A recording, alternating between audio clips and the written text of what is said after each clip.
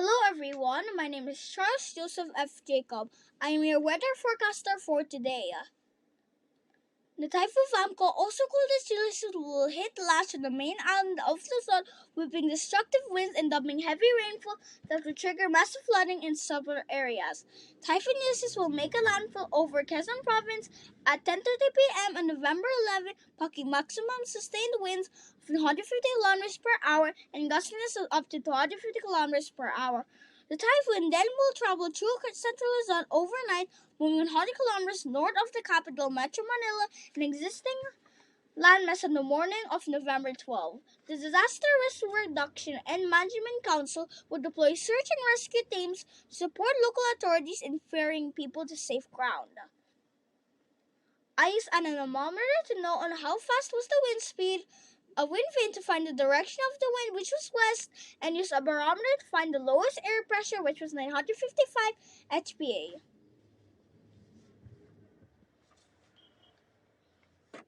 These are the safety tips before, during, and after the typhoon. Before the typhoon, you should prepare a first aid kit, raincoat, water, food, flashlight, batteries, power banks, whistle, clothes, and safe hotline numbers in a small notebook just in case for emergency.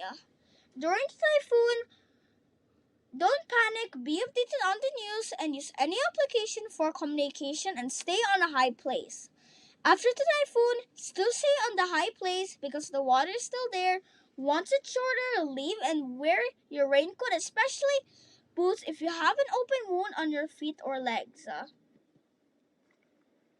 The common ailments you might get from the typhoon are colds and cough, skin and eye infections, diarrhea, dengue, and leptospirosis.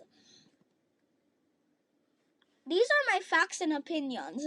Facts. Typhoon Ulysses is also called as VABCO. It affected 4 countries including ours. The damage cost 407.4 million USD and 20 billion pesos. It had 102 deaths and 10 missing. It was formed on November 8, 2020 and dissipated or gone on November 15, 2020. For my opinions, if we stop quarrying mountains, it will lower the chances of landslide. It's better if we prepare early than prepare when it starts. If we stop cutting all the trees all the time, it will lower the chances of high and massive flooding. If we stop doing all the harmful things for the environment and do all the good things for it, we can stop this calamity from being worse and we can save life and nature. This is the latest update of Typhoon News. Charles Joseph F. Jacob saying, be prepared, be alert, and be safe.